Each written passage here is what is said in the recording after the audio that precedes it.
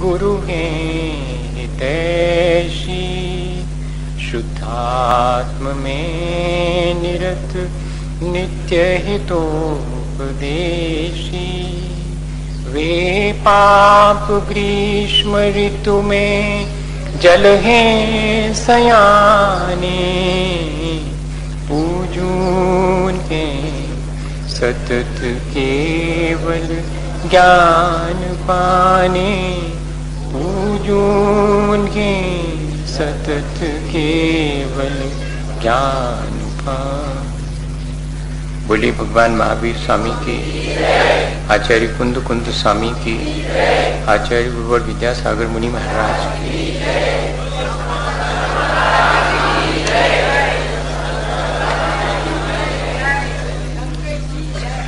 हम सभी लोग पिछले दिनों से लगातार अपने जीवन को अच्छा बनाने की प्रक्रिया पर विचार करते आ रहे हैं। हमने उन विचारों को अपने व्यवहार में लाने के लिए भी प्रक्रिया शुरू की है। हम असल में चाहते ये हैं कि जैसे भी बने इस जीवन में हम अपने जीवन को अच्छे बनाने की प्रक्रिया समझ सकें और शुरू कर सकें, क्योंकि ये एक जीवन हमें अपने कल्याण की प्रक्रिया समझने और कल्याण करने के लिए ही मिला है। हम चाहें तो जो हमारे आदर्श पुरुष हैं, जो पूज्य पुरुष हैं, उनके अनुरूप अपने आचरण को बनाएं, उनके अनुरूप अपनी दृष्टि को बनाएं, तो हमारा जीवन अच्छा बन सकता है। अनुसरण या अनुकरण करना, यह एक प्रक्रिया भी अपने जीवन को अच्छा बनाने की है। हम अपने जीवन में बुराइयों का अनुकरण करते हैं, अनुसरण करते हैं, तो हमारा जीवन अच्छा नहीं बन पाता, हमारा जीवन पतन की तरफ चला जाता है। और यदि हम अच्छाइयों का और अच्छे लोगों का अनुसरण करते हैं, उनका ही अनुकरण करते हैं, तो हमारा जीवन अवश्य अच्छा बनेगा, ऐसा हमें विश्वास रखना चाहिए। और इसलिए हमारे जो पूज्य पुरुष हैं, अरहंत सिद्ध आचार्य उपाध्याय और साधु, इनके जैसे बनने के लिए इनका हम अनुसरण कर रहे हैं। उस अनुसरण की अलग अलग प्रक्रियाएं हैं। अरहंत और सिद्ध बनने के लिए जरूरी है कि उनके गुणों की आराधना करें। वो हम समय समय पर आराधना करते हैं। आचार्य उपाध्याय और साधु के गुणों की आराधना के साथ साथ हम उनके जैसे आचरण को भी अपने जीवन में पालन कर सकते हैं। हम उनके आचरण से अपने जीवन में शिक्षा ले सकते हैं। एक सद्गृहस्थ को निरंतर अरहंत और सिद्ध भगवान के जैसे बनने की भावना रखनी चाहिए और अनुसरण करना चाहिए आचार्य उपाध्याय और साधु जनों का। अनुव्रतों का पालन करने वाला महाव्रतों का अनुसरण करे। और इसलिए हमने पिछले दिनों इन अरहंत सिद्ध आचार्य उपाध्याय और साधु पांचों परमेष्ठियों का अनुसरण करने के लिए, उनके जैसे बनने के लिए एक प्रक्रिया शुरू की थी। पूर्ण रूप से समता भाव धारण करने वाले अरहंत और सिद्ध भगवान हैं। उस समता का अभ्यास करने वाले आचार्य उपाध्याय और साधु जन हैं। हम समता भाव की भावना भाने वाले कम से कम अपने जीवन में सुबह दोपहर शाम बैठ करके समता की भावना तो भाएं। ये हमने पिछले दिनों प्रक्रिया शुरू की है। इतना ही नहीं, हमारा मन तो कभी कभी ऐसा होता है कि सारा दिन हमारा उसी समता की भावना में बीते, तो उसके लिए भी आचार्य भगवंतों ने उपाय रखा है कि हम चाहें तो जैसे मुनिजन दिन भर समता का अभ्यास करते हैं, एक निश्चित समय पर तो करते ही हैं आवश्यक के रूप में, लेकिन अपने मूल गुणों के रूप में, वे अपने चारित्र के रूप में वे निरंतर समता का ही अभ्यास करते हैं। एक सद्गृहस्थ ऐसा ही महीने में कोई दिन निकाले जिसमें वो सारे दिन समता की साधना कर सके, तो वे दिन एक महीने में 4 हैं जो पर्व के दिन कहलाते हैं। 2 अष्टमी है, 2 चतुर्दशी है। हमारे भारत में इन्हीं दिनों को पर्व माना गया है। यही दिन सांसारिक कार्यों से छुट्टी के दिन हैं। ये तो विदेशी सभ्यता का हमारे ऊपर इतना प्रभाव है कि हमने रविवार को छुट्टी का दिन मान लिया। वह तो संडे है जिस दिन वहां विदेश में और थोड़ी बहुत धूप निकलती थी, उस दिन को उनने संडे, रोशनी वाला दिन, धूप का दिन है, इसलिए वो हॉलीडे है। उनके यहाँ धूप बहुत मुश्किल से दिखाई पड़ती, जहां पर उन्होंने ये संडे, अपन ने भी जो है यहाँ पर संडे।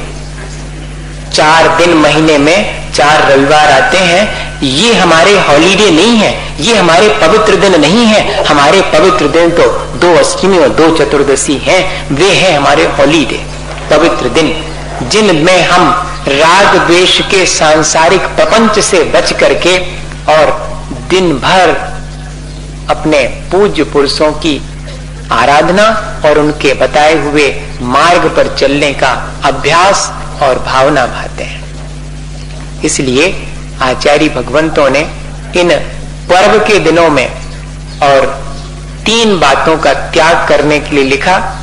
आहार का त्याग करना, 5 इंद्रियों और मन के विषयों का त्याग करना और कषायों का त्याग करना। और इनके ही त्याग का नाम उपवास, यानी अपने निकट रहना, अपने स्वभाव के समीप रहना। इसे अपने जीवन को अच्छा बनाने की प्रक्रिया में एक शिक्षा व्रत कहा है। प्रोषद उपवास यानी पर्व के दिन किए जाने वाला उपवास। सामान्य रूप से उपवास के मायने हैं 4 प्रकार के आहार का त्याग कर देना, लेकिन इतना ही नहीं है। 4 प्रकार के आहार के त्याग के साथ 5 इंद्रिय और मन के विषयों का त्याग करना और 4 कषायों का त्याग करना और अपने आत्मा के निकट रहना, सांसारिक प्रपंच में न पड़ना, ये वास्तव में उपवास है। वो हमें सिखाता है कि कैसे हम इन सांसारिक प्रपंचों से बच करके और पूरे दिन इस बात का स्वाद ले सकें जो स्वाद हमारे पूज्य पुरुष मोक्ष मार्ग पर चलते हुए और प्राप्त करते हैं, जो अनुभूति उन्हें होती है पवित्रता की, वो हम इन दिनों में अनुभूति कर सकें। इसके लिए ये प्रोषद उपवास रखा है। आचार्य समंतभद्र स्वामी के चरणों में बैठते हैं तो वे थोड़ा और एक कदम आगे बढ़ने के लिए हमें कहते हैं कि पर्व के 1 दिन पहले से 1 दिन बाद तक अपने मन को पवित्र बनाए रखने के लिए प्रयत्न करना चाहिए। पर्व के दिन तो उपवास करें ही, लेकिन उसके आगे पीछे वाले दिन में एक बार भोजन करें तो सकृत भुक्ति यानी प्रोषद और 4 प्रकार के आहार का त्याग यानी उपवास। प्रोषधेन सह उपवासा प्रोषद उपवासा। जिस उपवास के आगे पीछे एक बार भोजन किया जावे वो प्रोषदोपवास है। ऐसी प्रक्रिया हमें और अधिक समता भाव रखने के लिए और सहायक बनती है। वरना कई बार हमारा कमजोर हो जाता है तो हम चूंकि कल उपवास करना है इसलिए आज जम के दोनों टाइम नहीं 3 टाइम, क्योंकि कल का उपवास, और फिर उपवास के दूसरे दिन सुबह से ही तैयारी शुरू, कब दर्शन हो गए और कब भोजन शुरू हो जाए। तो शायद इसलिए हमारी उस आकुलता को समझते थे आचार्य भगवंत। हमें उस आकुलता से बचाने के लिए उन्होंने पहले से ही हमें इशारा कर दिया कि ऐसा उपवास करना जिसके आगे पीछे भी और बड़े परिणाम निर्मल रहें, जिससे कि हमारे अंदर आकुलता का भाव ना आ सके। ऐसी प्रक्रिया। और करना क्या फिर? अब आहार नहीं किया, 5 इंद्रिय मन के विषयों से दूर रहे, कषाएं भी मंद हुई, अब करना क्या? धर्मामृतम सतृष्णा श्रवणाभ्याम पिबतु पायेद वा अन्यान वा। सो नहीं जाना। अब उपवास से इसलिए फुर्सत है, अब आराम से सो या कि टेलीविजन देखो। तो कहती नहीं, उपवास है तो अब कुछ तो पान करना पड़ेगा। भोजन पान छोड़ा है तो कुछ तो पान करेंगे, भोजन तो कुछ तो करेंगे। कहते क्या करना? धर्मामृतम सतृष्णा, बड़ी लालसा के साथ, बड़ी रुचि के साथ धर्मामृत का पान करेंगे। और अकेले अकेले नहीं, अन्यान्वा, जो साधर्मी जन हैं उनको भी धर्मामृत का पान कराएंगे। नहीं अब तो उपवास से आज कचूने करो, एक कोने में बैठ के झपकी ले, माला फेरो। हाँ नहीं, ऐसा नहीं लिखा उसमें। अब महाराज आप उपवास से मेहनत नहीं करो। सांसारिक कार्यों में तो कितना हम पुरुषार्थ करते हैं, कितनी सुबह से शाम तक मेहनत करते हैं। राग द्वेष करने में ज्यादा मेहनत है भैया, वीतरागता में कोई मेहनत नहीं है। जहां राग द्वेष से बच गए वहां कहीं कोई थकान नहीं है। थकान तो राग द्वेष से आती है। सो देखो तो हम संसारी जीव राग द्वेष करते हुए नहीं थकते हैं, और धर्म ध्यान में करते हुए हमें लगता है कि अब रहने दो, अब थक जाएंगे। नहीं, कभी भी वीतरागता के तरफ जाने वाले जो भी साधन हैं उनको अपनाते समय ऐसा भाव नहीं आना चाहिए इसमें तो हम थक जाएंगे। राग द्वेष करने में थकान आनी चाहिए कि कहां तक करते रहेंगे यही राग द्वेष, यही प्रपंच संसार का। ऐसा भाव हमारा बना रहे तब जाकर के जीवन अच्छा बनता है। ये पोषक उपवास नाम का शिक्षा व्रत है। और इसके बाद आता है अब सेवा का भाव। क्या करें? जितना हमसे बनता है उतना तो हमने कर लिया, अब कुछ आसान सा तरीका और बताओ जिससे कि हम अच्छे बन सकें। तो कहते अच्छे लोगों की सेवा करो। चलो, तो उससे भी हमें कुछ ना कुछ अपने जीवन को अच्छा बनाने का मार्ग मिलेगा। सेवा के अलग अलग ढंग हैं। अनंत और सिद्ध भगवान की सेवा अलग ढंग से होती है, आचार्य उपाध्याय और साधु की सेवा करने का अलग ढंग है। हम पहले ये समझ लें कि सेवा का कॉन्सेप्ट क्या है, सेवा के मायने क्या है। आचार्य भगवंतों ने तो लिखा कि व्यापत्ति व्यपनोदा पदयोः संवाहनम च गुण रागात वैयावृत्यम शिक्षा व्रतानि चत्वारि शिष्ठानि। जब हम आचार्य उपाध्याय और साधु जन जो कि मोक्ष मार्ग में निरंतर आगे बढ़ रहे हैं, संसार के प्रपंच से बच करके वे अपने सच्चे रास्ते पर जीवन को अच्छा बनाने के लिए चल रहे हैं, लेकिन अभी उनके अंदर पुराने किए हुए कर्म तो पड़े हुए हैं। उन कर्मों के उदय में और बाहरी वातावरण की विपरीतता हो जाने पर कोई अगर बाधा उत्पन्न हो जावे तो उस बाधा से उन्हें दूर करना या उस बाधा को ही दूर करना, यही सेवा है। ऐसी सेवा आचार्य उपाध्याय और साधु की जाती है। और इतना ही नहीं, अनंत और सिद्ध भगवान की सेवा कैसे करें? उन पर तो कोई विपत्ति आने वाली नहीं है। ना वे चलते हैं कि हम अगर वे चल के आए हैं तो उनके पैर दबा देवे, ना वे आहार इत्यादि कोई हमसे ग्रहण करते हैं, दान भी नहीं लेते। क्या करें फिर? उनकी सेवा कैसे करें? महापुरुषों की सेवा का एक ढंग और है कि उनके जैसे बनने की भावना भाना, सोई उनकी सेवा है। भैया हमाओ और कछु उपकार न करो, हमने जो कछु कही जैसे बनवे की कई से ऊंचे बन जाओ, जो ही हमारा उपकार है, हमारे ऊपर आपका बहुत उपकार है। भगवान अपन से कह रहे कि हमारे ऊपर उपकार करना हो तो अपने ही ऊपर उपकार कर लो, अपने जीवन का कल्याण कर लो, सो वो ही तो हमारे ऊपर उपकार हो। तो आज अपन ने भगवान के ऊपर उपकार नहीं किया, अपने ऊपर उपकार किया कि भगवान की पूजा करिए। भगवान की पूजा करना ही भगवान की सेवा है, क्योंकि पूजा के मायने हैं स्तुति, प्रार्थना, भक्ति, ये सब पूजा में शामिल है। और उसके मायने हैं कि महापुरुषों के गुणों को बढ़ा चढ़ा करके कहना। गुणस्तोकम सदुल्लंघ्य तद बहुत कथा स्तुति। अल्प गुणों को भी बढ़ा चढ़ा करके कहने का नाम स्तुति है। और अनंताते गुणा वक्तुम असख्या स्वयं कथम सा कथम। और आप तो हैं भगवान अनंत गुण के धारी, हम बढ़ा चढ़ा के क्या कहें, जितने हैं उतने ही नहीं कह पाएंगे। ऐसी ये पूजा है जिसमें हम भगवान के गुणगान करते हैं और उन गुणगान करते समय विचार करते हैं कि वही गुण मेरे भीतर भी है और उन गुणों को मुझे प्रकट करना चाहिए। भगवान मुझे यही तो कह रहे हैं। तो अनंत और सिद्ध भगवान के गुणगान करना उनकी सेवा है। वो सेवा हमें उनके जैसे बनने में मदद करती है। और आचार्य उपाध्याय और साधु जनों के ऊपर आने वाली कोई विपत्ति है उसको दूर करें, या कि उनके मोक्ष मार्ग में सहयोगी बने। मान लो विपत्ति कोई नहीं है उनके कर्म के उदय में, पुण्य का उदय है, आसानी से मोक्ष मार्ग पर चल रहे हैं, तब क्या करें, उनके मोक्ष मार्ग में चलने में सहयोगी बने। उनके मोक्ष मार्ग में जो जो साधन है उन सब साधनों को हम जुटाएं। कुछ ना कर पाए तो कम से कम उनके धर्म साधन में अनुकूल वातावरण तो बना देवें।